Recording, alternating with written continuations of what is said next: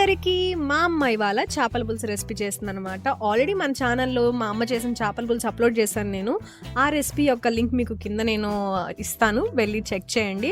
అలాగే ఇవాళ ఇంకా సింపుల్ అండ్ టేస్టీగా ఉండే చేపల పులుసు రెసిపీ చేసిందనమాట. సో ఆ రెసిపీ ఎలా చేసిందో చూసేద్దాం.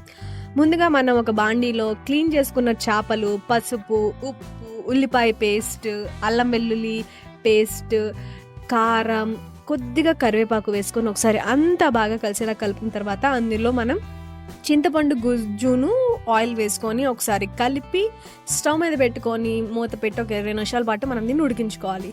ఈ లోపల మీకు ఈ రెసిపీ ఎలా అనిపించిందో కమెంట్ సెక్షన్లో కమెంట్ చేయండి, వీడియోని లైక్ చేయండి, ఛానల్ సబ్స్క్రైబ్ చేసుకోవడం మాత్రం అస్సలు మర్చిపోకండి.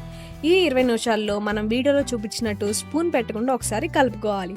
20 నిమిషాల తర్వాత అందులో ధనియాలు, జీలకర్ర, మెంతులు కలిపి చేసుకున్న పౌడర్ వేసుకొని కొద్దిగా కొత్తిమీర వేసుకుంటే ఎంతో టేస్టీగా ఉండే చేపల పులుసు రెడీ.